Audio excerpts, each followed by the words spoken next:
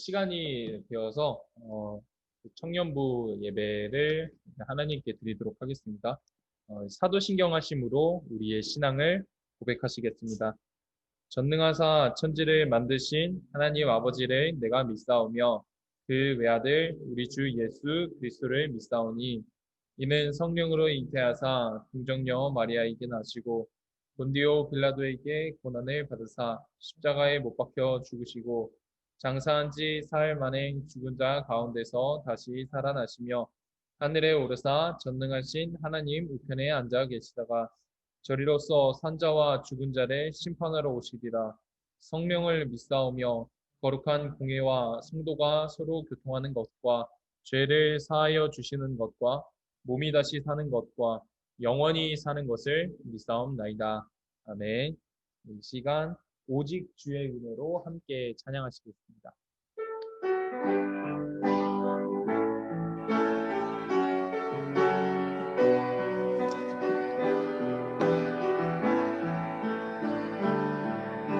오직 주의 은혜로, 오직 주의 은혜로 지금 여기 서 있네. 한없는 영배, 한없는 찬양, 내 영혼 예배 드리네. 나를 위해 이 땅에 오신 주의 그네, 십자가 고통 이기신 주님 그네 어찌 지리.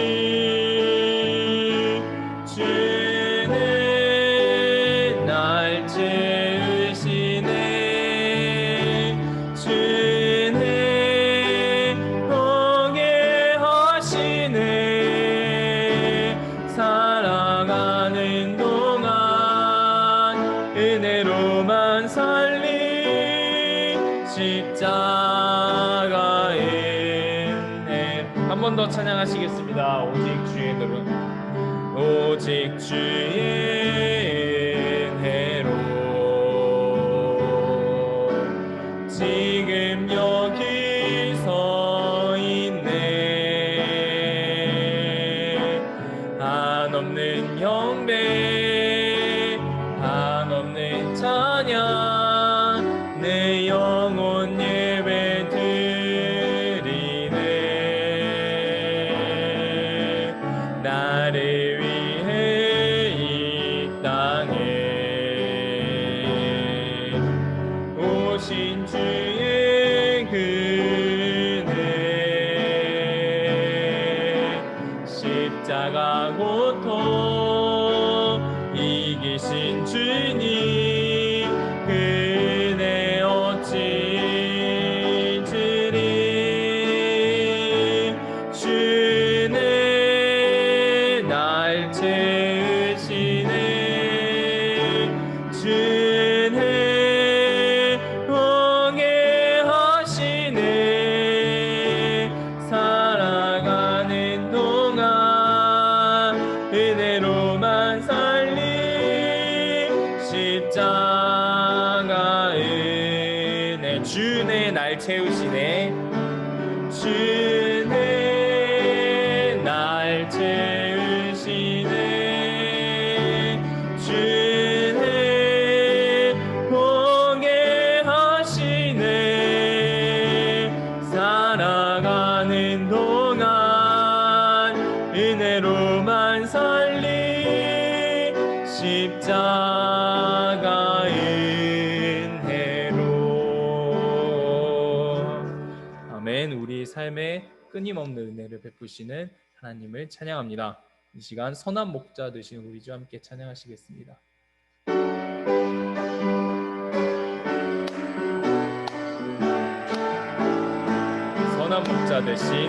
선한 목자 되신 우리 주 항상 인도하시고 푸른 풀 좋은 곳에서 우리 먹여주소서. 선한 목적을 세 주여 당당 인도하소서. 선한 목적을 세 주여 항상 인도하소서.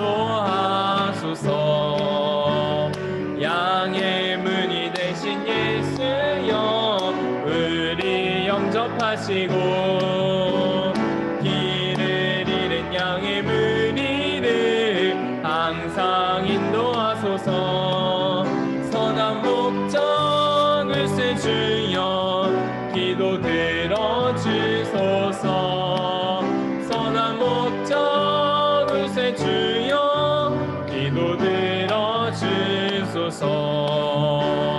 흠이 많고 약한 우리도 용납하여 주시고 주의 넓고 크신 은혜로 자유 얻게 하셨네. 선한 목적을 세 주여 지금 나아갑니다. 선한 목적을 세 주여 지금 나아갑니다. 일찍 주의 뜻을 따라서 살아가게 하시고 주의 크신 사랑 베푸사 따라가게 하소서. 선한 목적을 세 주여 항상 인도하소서. 선한 목적을 세 주여 항상 마지막으로 선한 목자. 선한 목자를 세 주여 항상 인도하소서. 선한 목자를 세 주여 항상 인도하소서. 아멘. 마지막으로 오직 주의 사랑에 매여 함께 찬양하시겠습니다.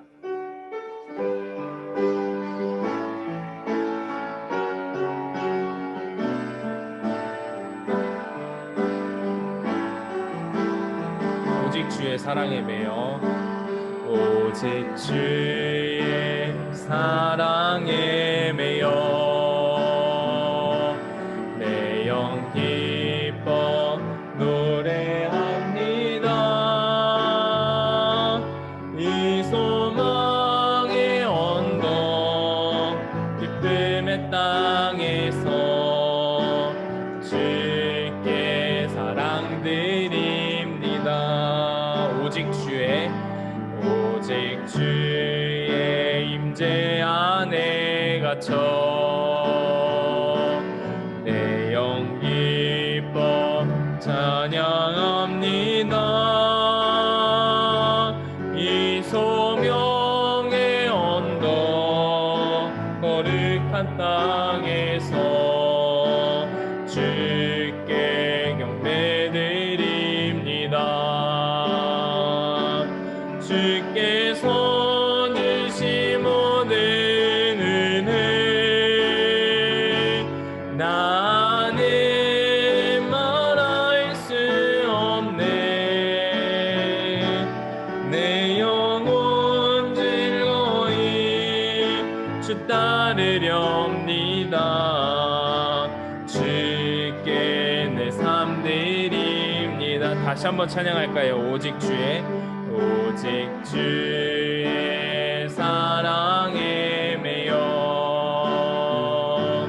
내 영 기뻐 노래합니다.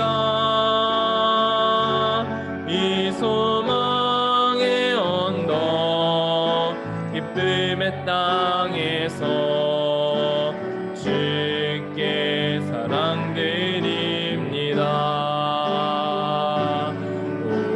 주의 임재 안에 갇혀 내 영 기뻐 찬양합니다. 이 소명의 언덕 거룩한 땅에서 주께 경배드립니다. 주께서 주신 모든 은혜 나는 말할 수 없네. 내 영혼 즐거이 주 따르렵니다. 주께 내 삶 드림. 주께서 주신 모든 은혜 주께서 주신 모든 은혜 나는 말할 수 없네. 내 영혼 즐거이 주 따르렵니다. 주께 내 삶 드립니다. 이 시간 함께 기도하실 때 주님께서 우리에게 베푸신 은혜 그리고 어두운 상황 가운데서도 항상 인도하셨던 주님의 큰 손길을 기억하기 원합니다.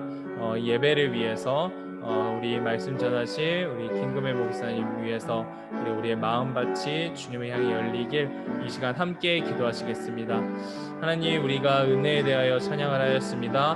하나님, 정말 우리가 정말 부끄럽고 하나님 주님 앞에 나아갈 수 없을 때에 아니면 정말 어렵고 힘든 상황 가운데서 정말 우리의 인생을 인도하시는 분이 우리 예수 그리스도였음을 고백합니다. 하나님, 정말 이 어려운 교회 가운데 하나님의 은혜와 사랑을 베풀어 주시옵고 하나님, 정말 우리가 이 계기로 통하여 하나님 정말 흩어지는 것이 아니라 주님을 향하여 하나님 더 단결하고 하나님 뭉치는 하나님 그런 시간이 될 수 있도록 주여 인도하여 주시고 함께해 주시옵소서. 말씀 전하신 김금혜 목사님 주님 붙잡아 주시고 하나님, 정말 이 원격이라 하나님 어려운 환경 가운데서도 전해지는 말씀이 하나님 주님의 은혜를 통하여 하나님 전파될 수 있게 하여 주시옵소서. 하나님, 우리의 마음밭도 주님을 하나님 온전히 하나님 이끌 수 있도록 주님 인도하여 주실 줄 믿사오며 감사드리며 예수님의 이름으로 기도드렸습니다. 네, 우리를 대표해서 이현철 청년 기도해 주시겠습니다. 사랑이 많으신 하나님 아버지, 오늘도 이렇게 예배드릴 수 있게 해주심에 감사드립니다. 이 코로나는 끝이 보이지 않을 정도로 암담하기만 합니다. 하지만 분명 끝은 있을 것입니다. 40년 광야 생활 가운데 모세의 심정을 또 그를 따르던 사람들의 심정은 어땠을까 생각해 봅니다. 주님, 우리에게 예비하실 그 길을 저희의 부족한 능력으로는 알 수 없지만 선하신 주님께서 가장 좋은 것을 주실 줄로 믿으며 이 상황 가운데 기대와 감사로 나아가길 소원합니다. 우리의 믿음과 신앙생활이 흔들리지 않게 강하게 붙잡아 주시고 눈 돌리지 않고 더욱 말씀에 의지할 수 있게 인도해 주세요. 오늘 목사님의 설교로 인해 저희의 흔들렸던 신앙생활이 강하게 붙들리길 간절히 기도합니다. 이 모든 말씀 사랑이 많으신 예수님 이름으로 기도드렸습니다. 아멘. 네, 오늘 함께 나누실 하나님 말씀은 느헤미야 1장 1절부터 11절입니다. 구약성경 726페이지 정도에 있습니다. 느헤미야 1장 1절부터 11절.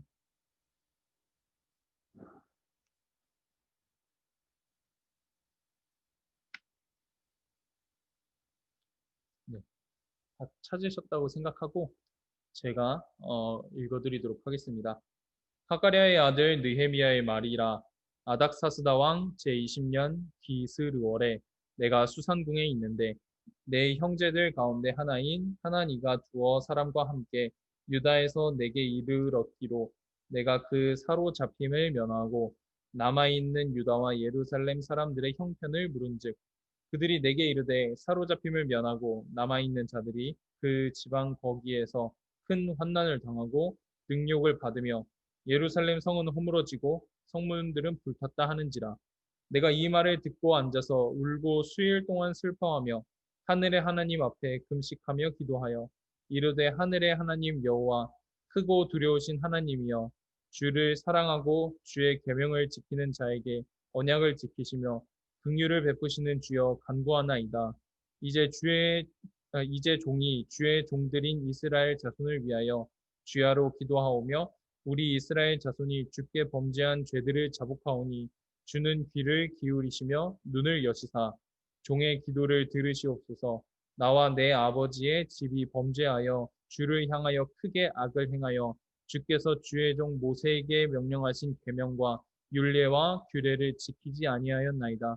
옛적에 주께서 주의 종 모세에게 명령하여 이르시되 만일 너희가 범죄하면 내가 너희를 여러 나라 가운데에 흩을 것이요 만일 내게로 돌아와 내 계명을 지켜 행하면 너희 쫓긴 자가 하늘 끝에 있을지라도 내가 거기서부터 그들을 모아 내 이름을 두려고 택한 곳에 돌아오게 하리라 하신 말씀을 이제 청하건대 기억하옵소서. 이들은 주께서 일찍이 큰 권능과 강한 손으로 구속하신 주의 종들이요 주의 백성이니이다. 주여 간구하오니 귀를 기울이사 종의 기도와 주의 이름을 경외하기를 기뻐하는 종들의 기도를 들으시고 오늘 종이 형통하여 이 사람들 앞에서 은혜를 입게 하옵소서 하였나니 그때에 내가 왕의 술 관원이 되었느니라. 아멘. 네, 김금배 목사님 나오셔서 은혜를 입게 하옵소서라는 제목으로 말씀 증거해 주시겠습니다.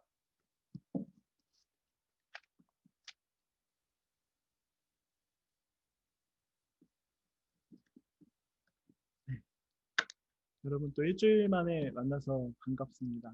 또 여기에 함께 우리 같이 나누며 이 예배가 주님께 또 드려지는 귀한 예배가 되기를 또 기도하는 마음으로 이 자리에 섭니다. 지난주에 우리 기영만 목사님께서 말씀을 증거해 주셨어요. 아마 같이 참여하지 못하신 분들은 아마 유튜브를 통해서 다 참여하시는 줄로 믿습니다.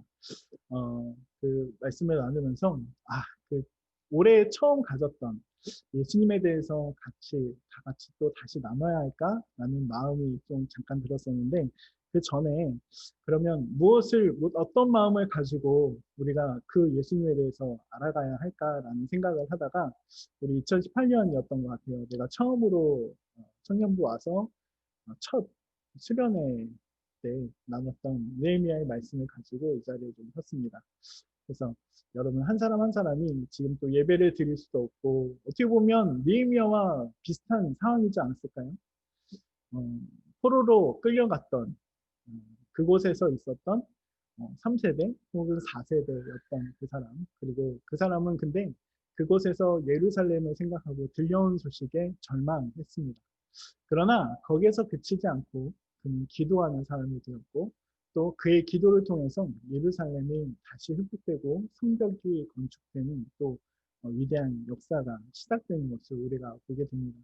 오늘 말씀 느헤미야서를 통해서 여러분 또 오늘 은혜 받으시고 여러분이 또 느헤미야처럼 세워지시는 여러분 되셨으면 좋겠습니다.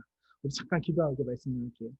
사랑과 은혜가 많으신 하나님 감사합니다. 이 자리 가운데 저희를 또한 온라인으로나마 같이 이렇게 모이게 하셔서 함께 예배드리며 찬양하며 하나님께 예배할 수 있음에 감사드립니다. 하나님 예배가 주님께 드려지는 우리 마음의 예배가 될 수 있도록 인도하여 주시옵소서. 코로나 상황이 길어지고 있습니다. 하지만 절망하지 않습니다. 왜냐하면 주님이 계시고 하나님이 계시기 때문입니다. 그 마음을 가지고 일어설 수 있는 우리 청년들이 될 수 있도록 인도하여 주시고 이 시간 또한 하나님 예배에 참석하지 못한 우리 청년들 한 분 한 분 또 기억하여 주셔서 어느 곳 어느 처소 어느 환경이 있을지라도 그곳이 하나님을 나타내는 자리 하나님을 만나는 자리 하나님의 귀하신 은혜가 함께하는 자리가 될 수 있도록 인도하여 주시옵소서. 부족한 자를 통해 또 말씀 전하게 하시니 감사합니다. 이 부족한 자의 입술에 이 지혜가 아니라 하나님의 말씀만이 선포되는 시간이 될 수 있도록 인도하여 주시고 이 말씀으로 결단하며 이 말씀으로 주님을 깊이 알아가며 하나님 느헤미야가 그 2000년 몇천 년 가운데 그 예루살렘을 향하여 기도하며 나아갔던 사람이 된 것처럼 우리 청년들이 기도하며 그 자리 가운데 하나님의 은혜를 입는 자들로 하나님의 영향력을 나타내는 자들로 귀하게 세워지는 우리 청년들 다 될 수 있도록 인도하여 주시옵소서. 예배를 주님께 의탁드리며 이번 말씀 예수님의 이름으로 기도드렸습니다. 아멘. 네, 오늘 느헤미야서를 함께 같이 보려고 합니다. 느헤미야 사람의 이름입니다. 느헤미야라는 이름의 뜻은 하나님이 위로하신다라는 이름의 뜻을 가지고 있습니다. 참 이름이 참 귀한 것 같아요. 하나님이 위로하실 것이에요 라는 그 이름을 가지면 참 귀한 이름인 것 같죠. 여러분의 이름이 하나님의 위로라면 어떤 느낌이 드실 것 같아요? 참, 저는 좋을 것 같아요. 근데 반면에 되게 부담감도 느껴지게 될 것 같아요. 네, 하나님의 위로, 하위? 하나님의 위로라는 이름이 그렇게 갖고 있으면 부담감도 갖게 될지도 모르겠습니다. 이 느헤미야는 평신도 사역자였습니다. 이 사람은 제사장도 아니었고 왕족도 아니었고 선지자는 더더욱 아니었던 사람이었죠.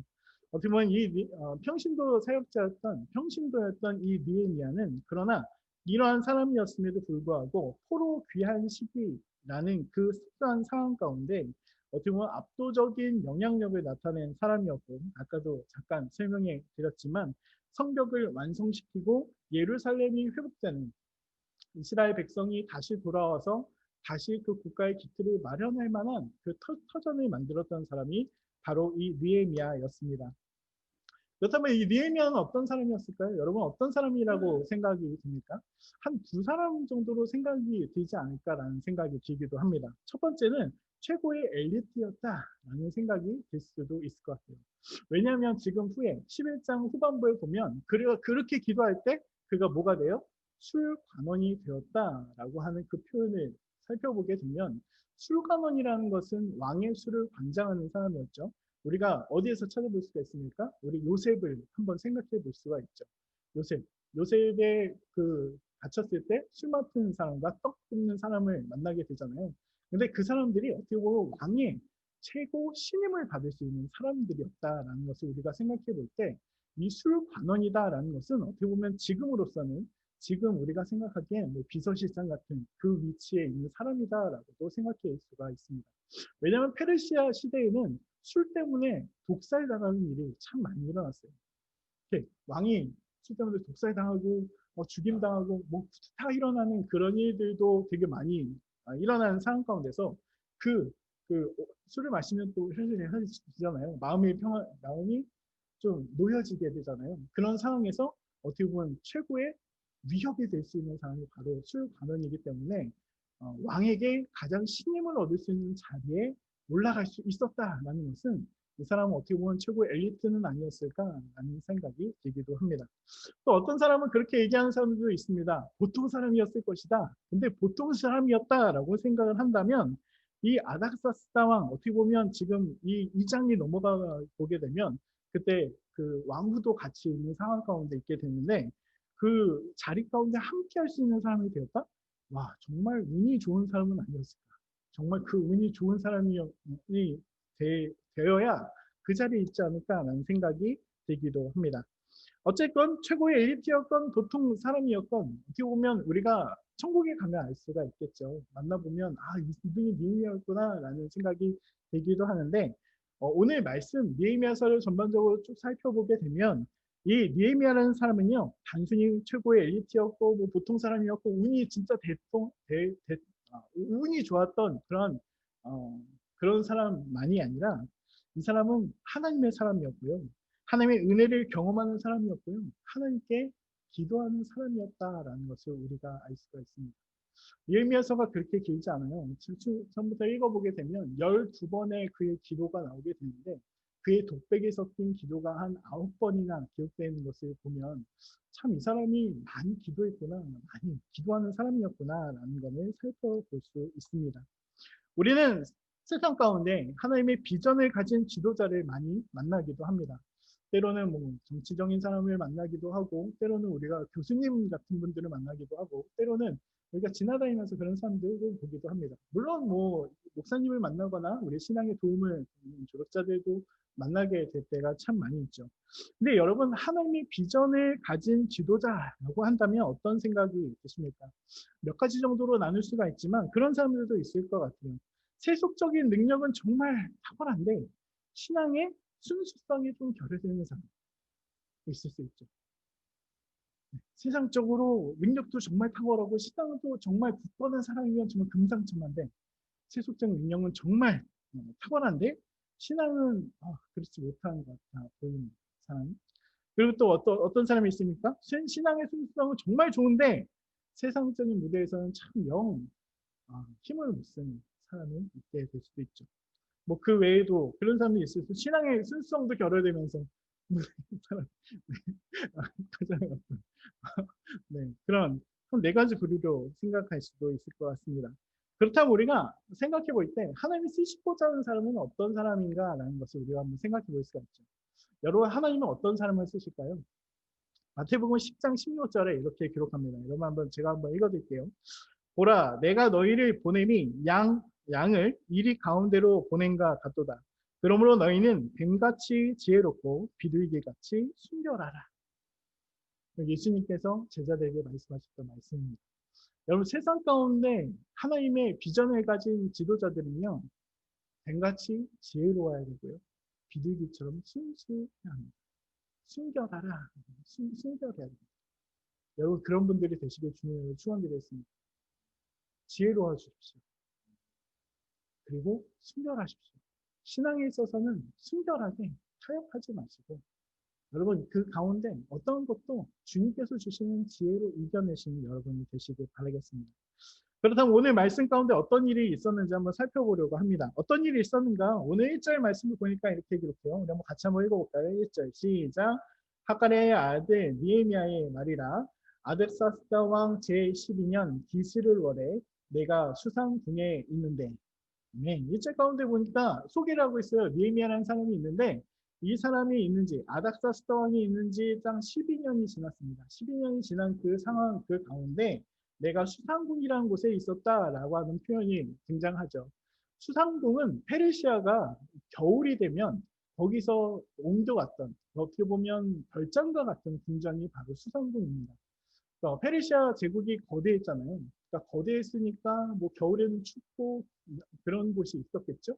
그러니까 본성에서는 좀 추우니까 거기서 겨울을 나기 위한 성이 따로 존재했는데 별장과 같은 그곳에 지금 느헤미야가 아닥사스다 왕과 함께 거기서 거처를 하고 있는 상황을 우리에게 알려줍니다. 그리고 2절 말씀 같이 한번 보겠습니다. 같이 읽겠습니다. 시작.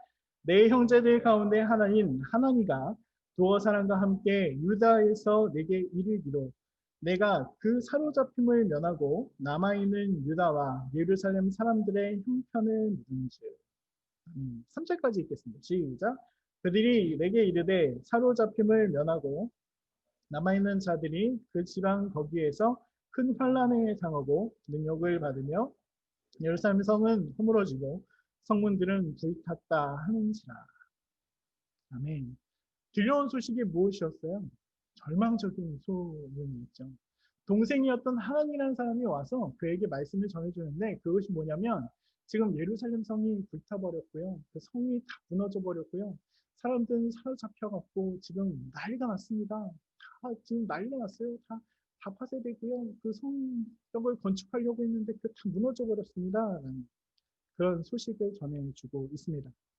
솔로몬의 분열 왕국 이후에 두 나라로 나눠지게 됐죠. 이스라엘이 두 나라로 나눠지게 된 다음에 북이스라엘은 아수르에 의해서 남유다는 바벨론에 의해서 이스라엘이 멸망당하게 됩니다. 근데 그 멸망당해서 그친 게 아니라 포로 생활을 또 하게 됐어요. 우리가 잘 아시는 뭐 다니엘이라든지 뭐 에스더라는 사람을 우리가 생각해 보게 되면 그 사람들이 어떻게 보면 포로 생활을 했던 사람들이기도 하죠.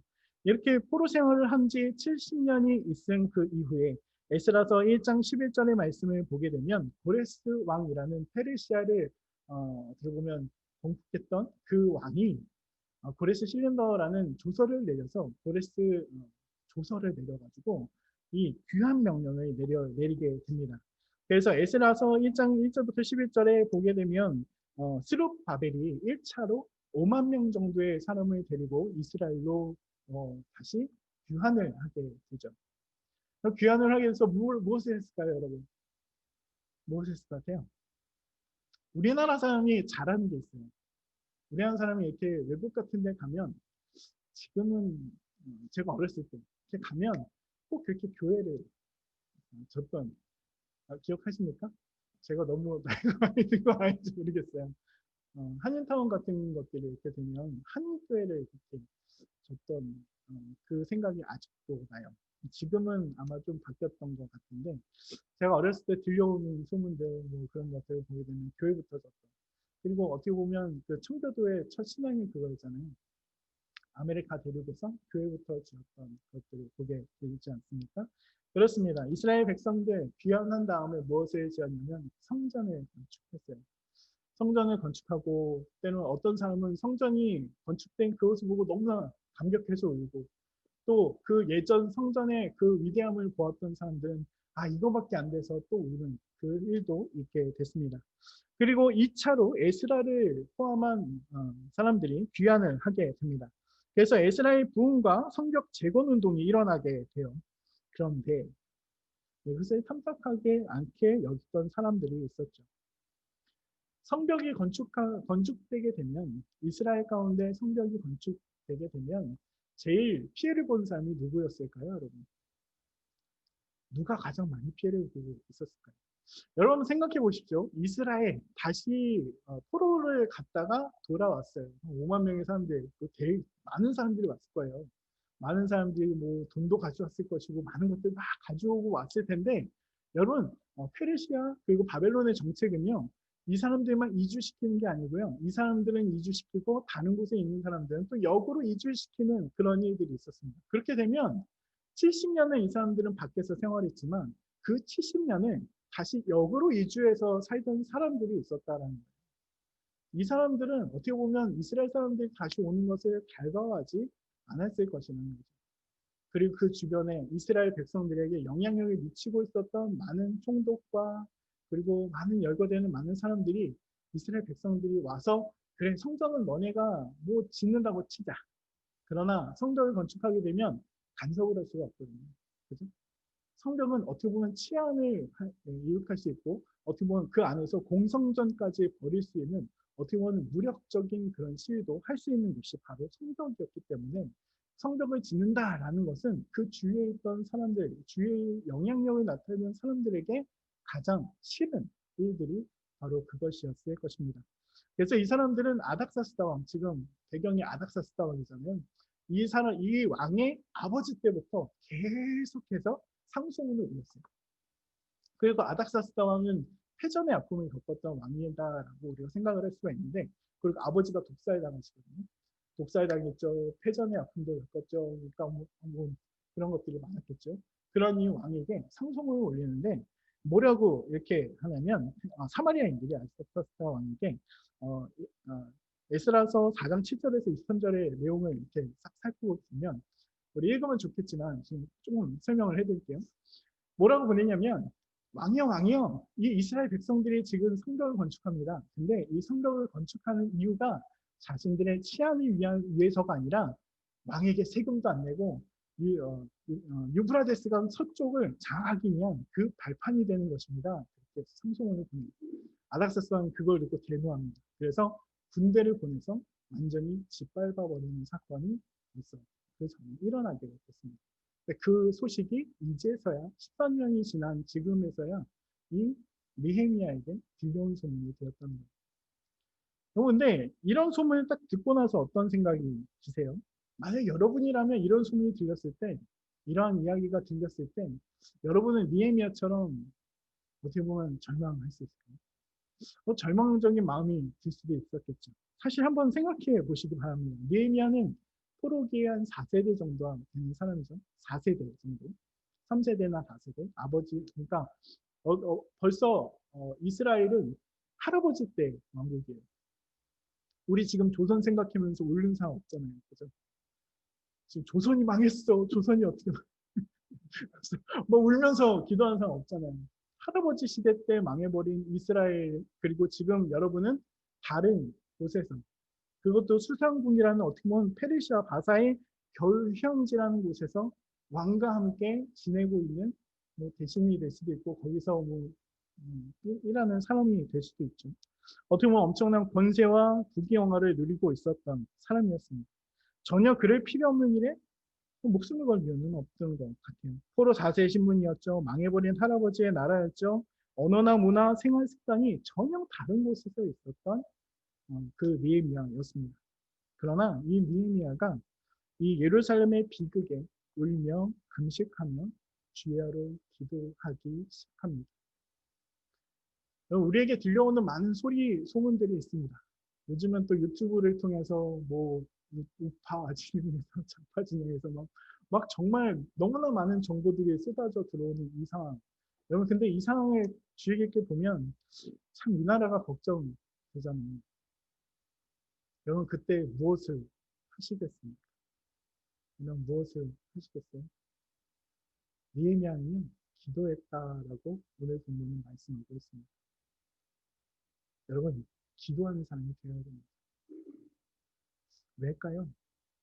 오늘 이 느헤미야의 기도를 살펴보면서 오늘 말씀을 좀 마치려고 합니다.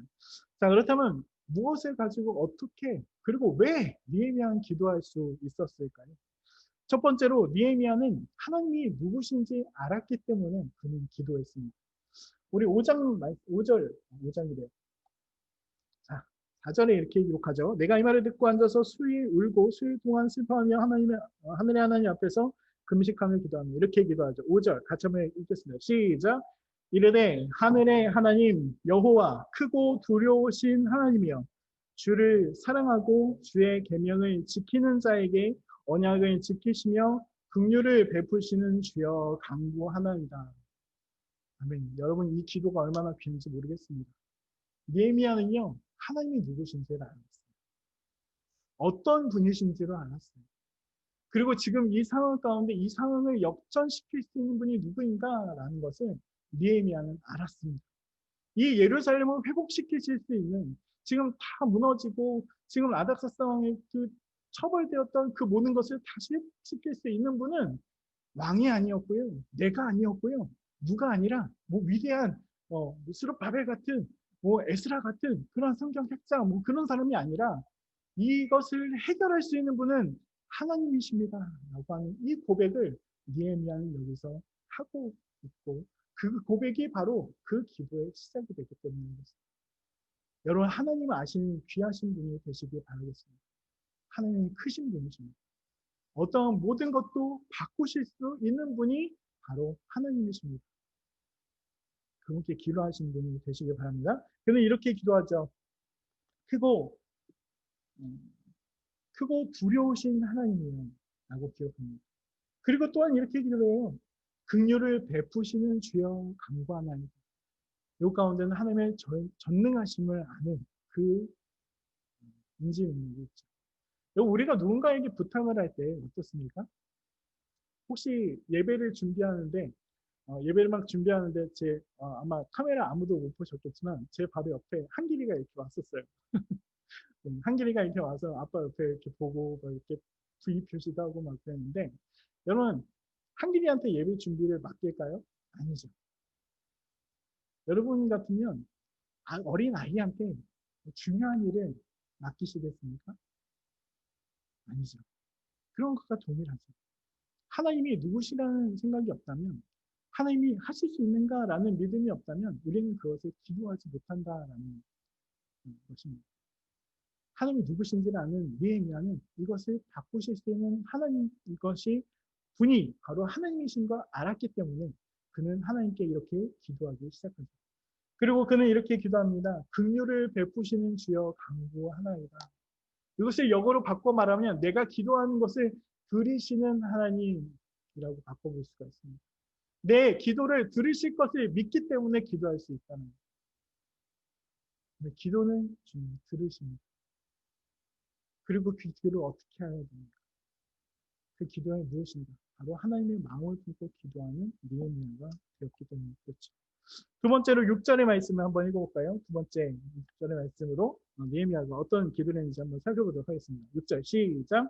이제 주의 종들인 이스라엘 자손을 위하여 주야로 기도하오며 우리 이스라엘 자손이 주께 범죄한 죄들을 자복하오니 주는 귀를 기울이시며 눈을 여시사 종의 기도를 들으시옵소서. 나와 내 아버지의 집이 범죄 7절 주를 행하여 크게 악을 행하며 주께서 주의 종 모세에게 명령하신 계명과 율례와 규례를 지키지 아니하였나이다. 아멘. 여러분 여기서 무엇을 기도합니까? 두 번째로 느헤미야의 기도의 특징은 무엇이냐면 조상의 죄를 자기의 죄로 여기고 회개하며 기도했던 것을 보게 됩니다. 여러분 왜 이렇게 했을까요? 나랑 전혀 상관이 없는데 내가 태어나기 전에 몇십 년 전에 있었던 그 사람들이 죄악을 지어서 이렇게 징계를 받고 있는데 내 죄는 아니잖아요. 내가 죄 지은 건 아니잖아요. 내가 그때 태어나지도 않았잖아요. 왜 그렇게 생각해 볼 수도 있죠. 왜 아빠가 잘못했는데 왜 나한테 그래? 왜 엄마가 잘못했는데 왜 내가 이런 사건을 경험해야 되고 내가 왜 이런 일들 가운데 노출돼야 되고 내가 이런 상황 가운데 자라야 돼? 요즘 애들 그렇게 얘기하죠. 하지만 니에미아는 그것을 역으로 바꿉니다. 내가 왜 이렇게 만들어? 나를 왜 이렇게 만들어? 불평하고 불만 갖고 그것을 가지고 투정하고 불평하는 것이 아니라 하나님께 이렇게 기도해요. 하나님, 우리 부모님이 죄를 범했습니다. 하나님, 우리의 조상들이요, 우리 할아버지 때 하나님께서 주셨던 계명을 잊어버렸고 그 율법을 잊어버렸고 그 규례를 잊어버렸고 그것을 지키지 않았던 그 죄악들이 하나님, 그 죄가 우리 부모님의 죄만이 아니라 그것이 우리 할아버지 때 죄만이 아니라 그것이 나의 죄입니다. 라고 기도하고 있다는 거죠. 그는 그것을 품을 줄 아는 사람이었습니다.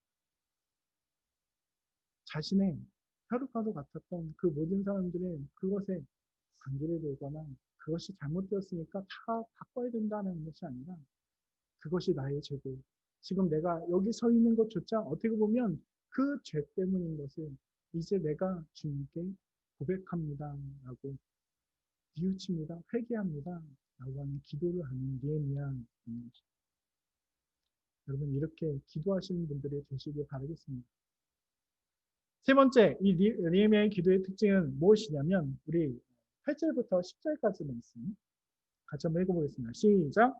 옛적에 주께서 주의 종 모세에게 명령하여 이르시되 만일 너희가 범죄하면 내가 너희를 여러 나라 가운데로 흩을 것이요 만일 내게로 돌아와 내 계명을 지켜 행하면 한 너희 쫓긴 자가 하늘 끝에 있을지라도 내가 거기서부터 그들을 모아 내 이름을 두려고 택한 곳에 돌아오게 하리라 하신 말씀을 이제 청하건대 기억하옵소서.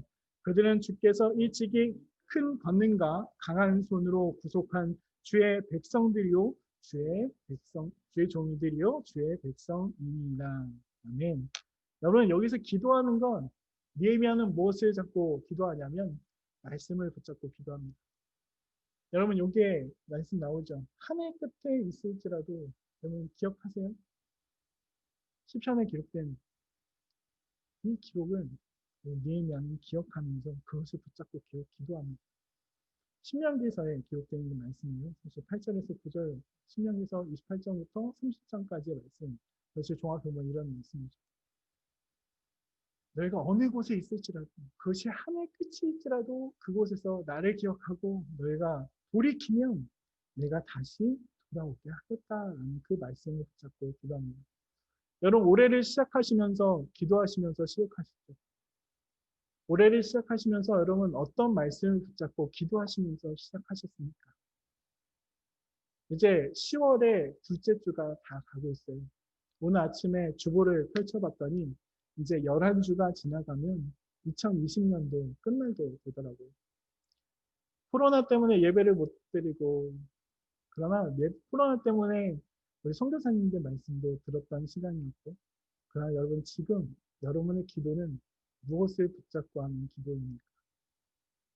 여러분 2020년 여러분을 시작하게 했던 그 말씀 그것으로 다시 한번 기도하면 남은 11주간은 한번 하나님의 말씀을 붙잡고 기도하시면서 나아가 보지 않으시겠습니까? 오늘 니에미아는 그 말씀을 붙잡고 기도합니다. 주님께서 주셨던 그 말씀을 붙잡고 기도합니다. 우리의 기도가 다른 것이 되면 안 돼요. 주님께서 주셨던 그 말씀이 우리를 붙잡을 수 있는 기도가 되어야 합니다. 여러분 그렇게 기도하시길 바랍니다. 마지막으로 11절 말씀 같이 보겠습니다. 시작. 주여 구하오니 귀를 기울이사 종의 기도와 주의 이름을 경외하기를 기뻐하는 종들의 기도를 들으시고 오늘 종이 형통하여 이 사람들 앞에서 은혜를 입게 하옵소서 하였나니 그때 내가 왕의 술관원이 되었느니라. 아멘. 여러분 마지막으로 이 니에미아의 기도의 특징은 실질적으로 기도할 수 있는 내용을 가졌다는 것입니다. 여러분, 오늘 말씀을 보게 되면 11절 중반절에 이렇게 이야기하죠. 오늘 종이 형통하여 이 사람들 앞에서 은혜를 입게 하옵소서라고 기록합니다. 근데 이것을 우리나라 성경 쉬운 성경을 보게 되면 주님이요 왕 앞에서 은혜를 입게 해주십시오라고 하는 그 말들로 번역하는 것을 보게 됩니다. 여러분 지금 느헤미야의 기도 가운데 이 많은 기도, 하나님이 누구신지를 알고 기도했고 자신의 조상인들의 죄를 자기의 죄를 여기며 회개함을 기도했고 그리고 하나님의 언약을 붙들고 기도했던 그 기도의 제목은 무엇으로 연결되냐면 하나님 이렇게 해주십시오. 내가 대성하게 해주십시오라고 기도하지 않아요. 지금 이스라엘 백성을 어떻게 보면 궁극적으로 위기 가운데 빠져들게 했던 왕이 누구죠? 아닥사스다 왕이잖아요. 그 왕 앞에 하나님 은혜를 입게 해주십시오라고 기도하고 있다는 거예요. 이 아닥사스다 왕의 마음을 돌릴 수 있도록 내가 은혜를 받을 수 있도록 주님 이 상황을 주님 바꿔주십시오. 내가 주님의 은혜로 말미암아 이 모든 것을 어떻게 보면 풀어갈 수 있는 실질적인 기도를 하는 사람이 바로 느헤미야였습니다. 여러분 그의 기도 가운데는요 다른 것이 없었습니다. 가장 중요한 한 가지를 놓고 기도하는 기도의 제목을 가졌습니다. 여러분 이렇게 기도하시는 분들이 되시길 바라겠습니다. 느헤미야는요 하나님이 누군지를 알면서 기도했습니다. 그리고 자신과 상관없을 것 같은 조상들의 죄, 어떻게 보면 우리나라로 따지면 어떨까요? 하나님 이 모든 일이 이렇게 돼가고 있는 건 어떻게 보면 이것이 저의 죄입니다 라고 하는 기도로 바꿀 수 있지 않을까요? 하나님 주님께서 약속하셨던 이 민족에 대한 그 말씀들을 이제 이루어 주십시오 라고 하는 그 기도. 그 하나님 실질적으로 내가 이렇게 할 수 있게 해주십시오. 내가 주님을 알아갔던 주님께서 내게 마음을 주셨던 그것들로 일어설 수 있게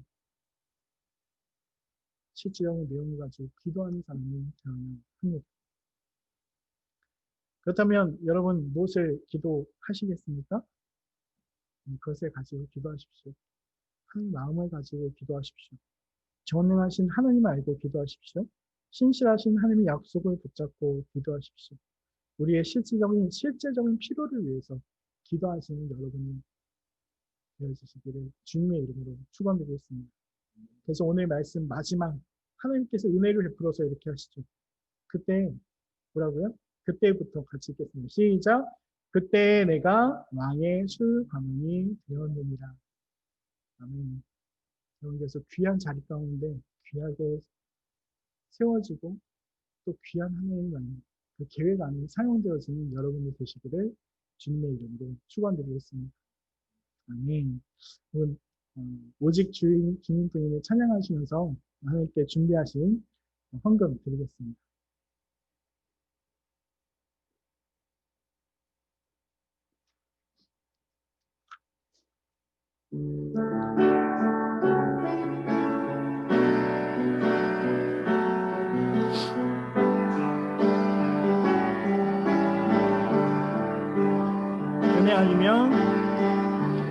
은혜 아니면 살아갈 수가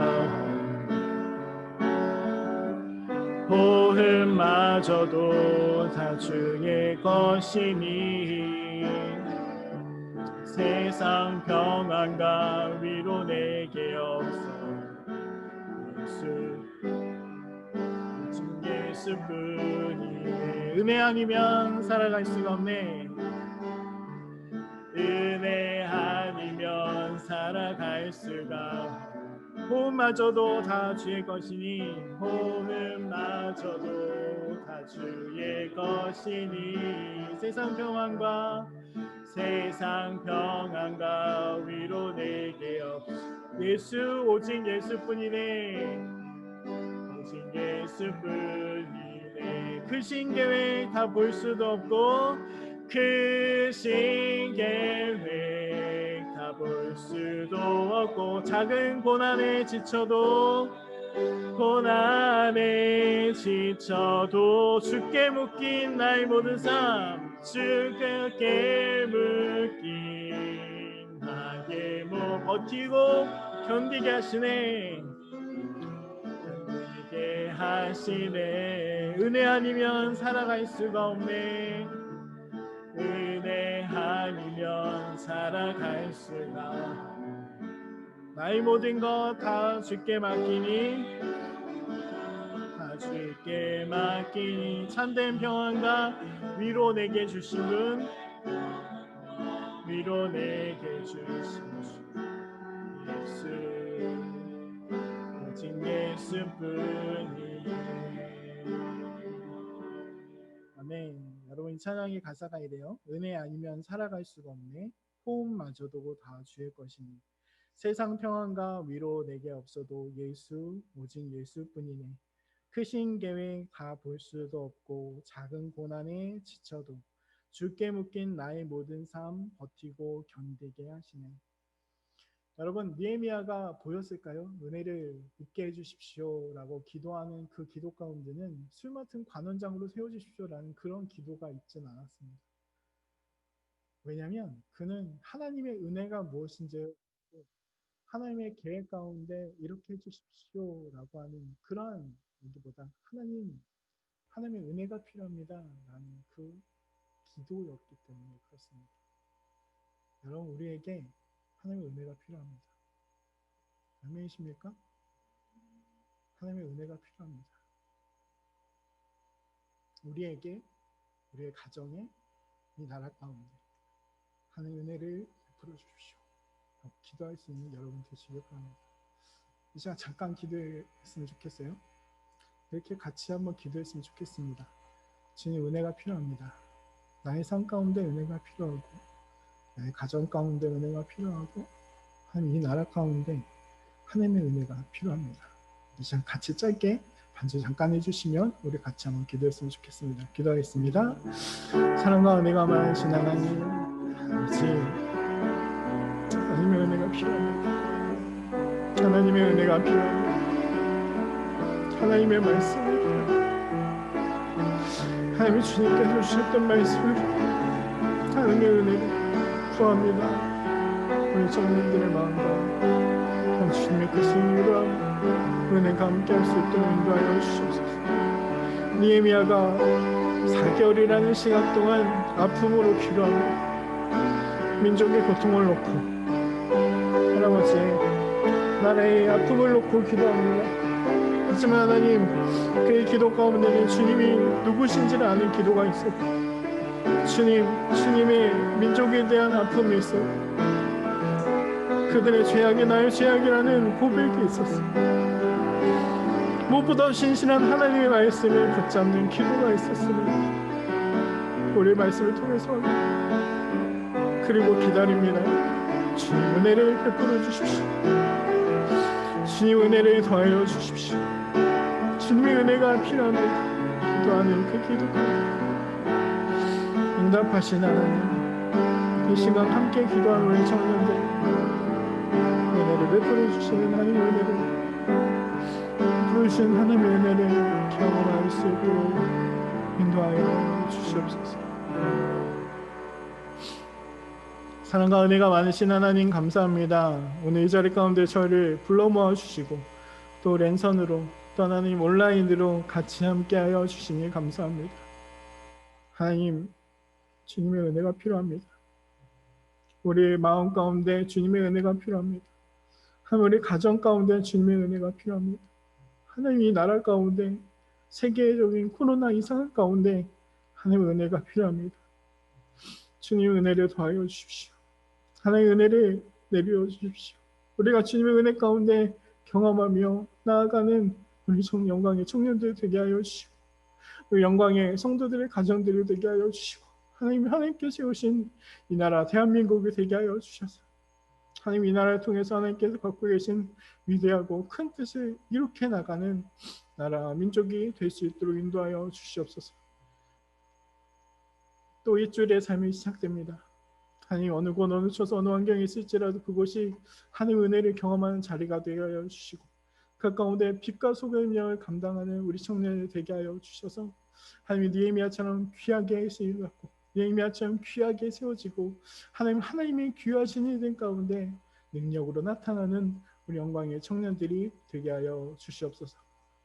이제는 우리를 사랑하신 예수 그리스도의 은혜와 하나님 아버지의 극진하신 사랑하심과 성령의 인도 교통 충만 역사하심이 또 말씀을 붙잡고 느헤미야처럼 기도하며 이 가정 가운데 또 하나님 나의 삶 가운데 또 이 나라 가운데 은혜가 필요함을 믿고 돌아가는 우리 청년들의 머리 위에 주님 일주일의 삶 가운데 주님께서 함께 하실 줄을 믿사옵.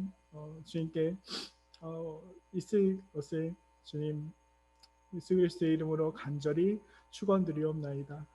아멘.